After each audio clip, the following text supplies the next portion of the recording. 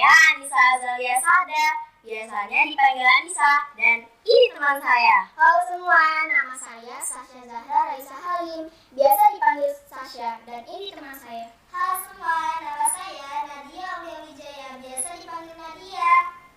Nah sahabat, bagaimana nih kabarnya? Semoga sehat selalu dan dalam lindungan Allah Subhanahu wa Ta'ala ya. Amin. Sahabat Inspira masih semangat melaksanakan ibadah puasanya kan? Pastinya dong, walaupun sedang berpuasa, kita harus tetap semangat. Nah sahabat, tahu gak sih apa itu malam Lailatul Qadar? Wah, sepertinya saya pernah menghafalkan surah di Al-Quran yang berbunyi Lailatul Qadar. Tapi saya belum begitu paham tentang apa itu malam Lailatul Qadar. Nah, supaya lebih paham tentang malam Lailatul Qadar, yuk kita simak podcast hari ini dengan tema keutamaan malam Lailatul Qadar yang akan disampaikan oleh Ustaz Hamdi. Alhamdulillah telah bergabung bersama kami Ustaz Hamdi. Assalamualaikum Ustaz, bagaimana kabarnya? Waalaikumsalam warahmatullahi. Alhamdulillah sehat. Bagaimana adik-adik sehat? Alhamdulillah. Ustaz, tadi kita membahas tentang malam Lailatul Qadar. Kami dan sahabat Inspira di rumah ingin tahu apa itu malam Lailatul Qadar dan apa keistimewaan malam tersebut.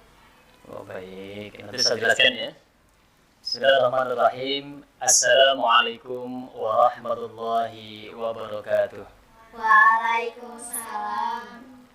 Alhamdulillah wassalatu wassalamu ala rasulillah amma ba'du. Baik adik-adik reporter cilik Inspira Majizin SD Muhammadiyah yang dirahmati Allah. Malam Lailatul Qadar tadi di surat apa? Surah Al-Qadar. Allah Subhanahu wa taala berfirman di surah Al-Qadar, "Inna anzalnahu fi lailatul qadar." Sesungguhnya kami turunkan Al-Qur'an di malam Lailatul Qadar. Nah, apa itu malam Lailatul Qadar? Lailatul Qadar kemudian ditafsirkan oleh Allah di ayat berikutnya. Wa ma adraka ma Lailatul Qadar. Nah, tahukah kalian apa itu malam Lailatul Qadar? Lailatul Qadri khairum min alfi syahr. Malam Lailatul Qadar itu malam yang lebih baik dari 1000 bulan. Nah, lalu apa sih malam Lailatul Qadar itu? Maka kita bisa melihat penjelasannya Al-Imam Ibnu Katsir rahimahullah. Pertama, malam Lailatul Qadar itu bisa kita maknai malam mubarakah, malam yang diberkahi. Ini juga disebutkan dalam Al-Qur'an di surah Ad-Dukhan ayat 3. Inna anzalnahu fi lailatin mubarakah. Sesungguhnya kami turunkan Al-Qur'an di malam yang diberkahi. Kemudian yang kedua kata Al-Imam Ibnu Katsir, malam rahmah. Malam yang di dalamnya diturunkan rahmat Allah. Nah, maka barokah dan rahmat ini diantaranya adalah ketika kita beribadah di malam Lailatul Qadar itu lebih baik daripada beribadah 1000 bulan yang di dalamnya tidak ada malam Lailatul Qadar. Nah, khairum min alfi syahr, itu kata Allah, lebih baik dari 1000 bulan.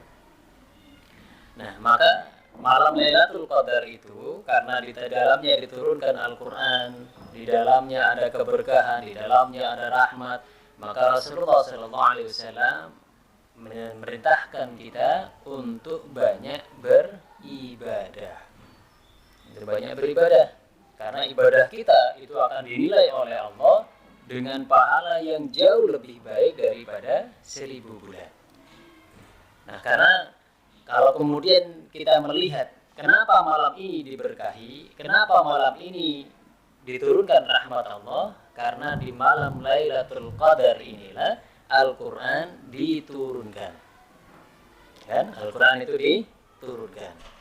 Nah, apa makna Al-Quran diturunkan? Padahal Al-Quran itu kalau kita lihat sejarahnya diturunkan kepada Rasulullah SAW melalui malaikat Jibril itu selama 23 tahun. Apa hanya diturunkan di malam Lailatul Qadar saja? Nah, tentu tidak. Maka dijelaskan oleh sahabat Rasulullah yang bernama Abdullah ibnu Abbas, ada dua makna turunnya Al-Quran. Yang pertama, turunnya Al-Quran dari langit, dari Lauhil Mahfuz ke Baitul Izzah.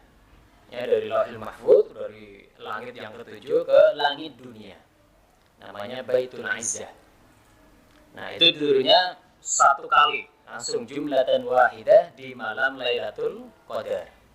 Yang kedua, turunnya Al-Quran, permulaannya juga di malam Lailatul Qadar. Nah, di surat yang pertama, surah Al-Alaq ayat 1 sampai 5 itu turunnya pertama di malam Lailatul Qadar. Maka kata Allah, "Inna anzalnahu fi Lailatul Qadar." Sesungguhnya kami turunkan Al-Quran di malam Lailatul Qadar. Nah, karena malam ini lebih baik daripada 1000 bulan, maka kita perlu memperbanyak ibadah di dalamnya.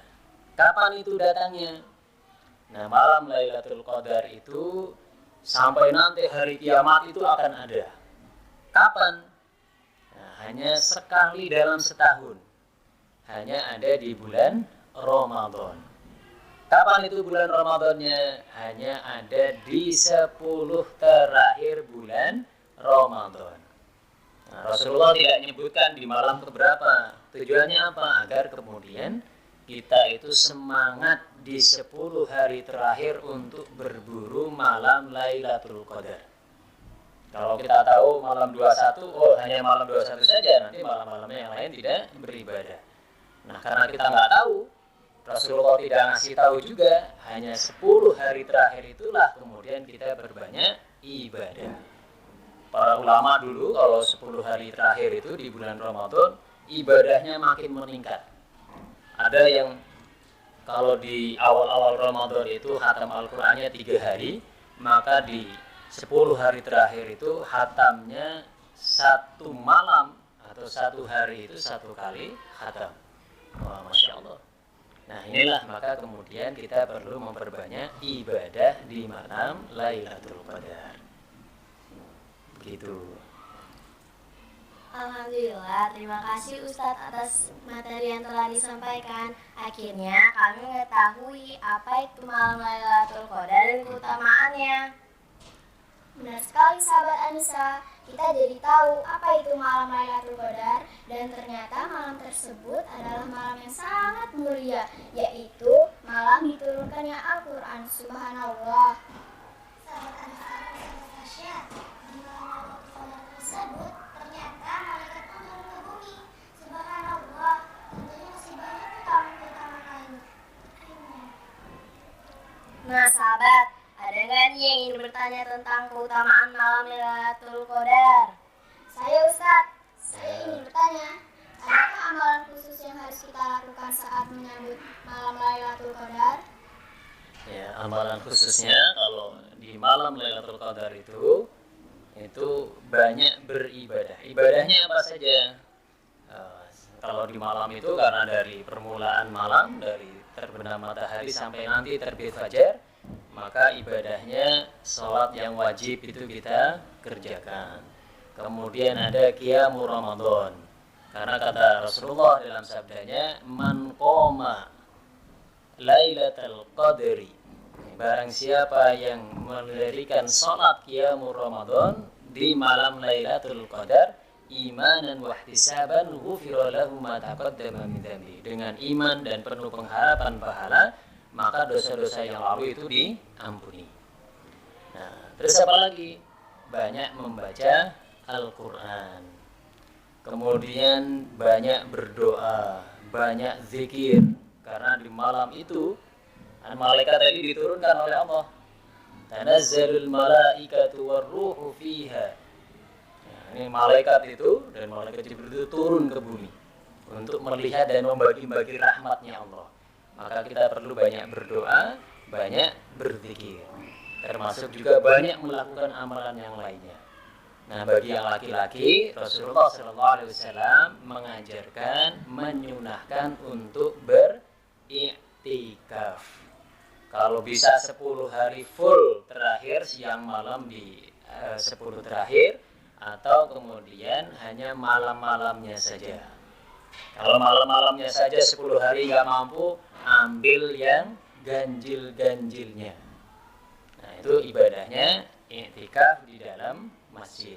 Perempuan boleh nggak? boleh, perempuan juga boleh untuk beriktikaf. Begitu. Ada lagi? Oh ya Ustaz, saya juga nak bertanya, adakah ciri-ciri malam Lailatul Qadar? Ciri-cirinya Rasulullah SAW menyebutkan beberapa cirinya, tetapi kita juga tidak tahu mana yang jelas seperti apa. Ada yang menyebutkan dalam riwayat kalau pagi itu paginya, jadi kalau malamnya tadi malam Lailatul Qadar, maka paginya itu tidak terlalu panas dan tidak mendung. Kemudian ada yang menyebutkan sinar matahari itu lebih cerah dibanding hari-hari yang lain.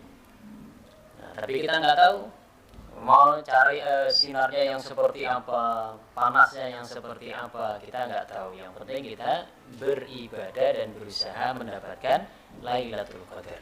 Terima kasih Ustaz atas jawabannya. Alhamdulillah, terima kasih Ustadz atas ilmunya. Semoga Ustadz sehat selalu dan dalam lindungan Allah Subhanahu wa Ta'ala. Amin. Demikianlah podcast kita pada sore hari ini. Sampai jumpa di podcast selanjutnya. Saya Anissa Azalia Sada. Saya Sasha Zahra Raisa Halim. Saya Nadia Wijaya. Kami pamit undur diri ya. Reporter Cilik Inspire Magazine.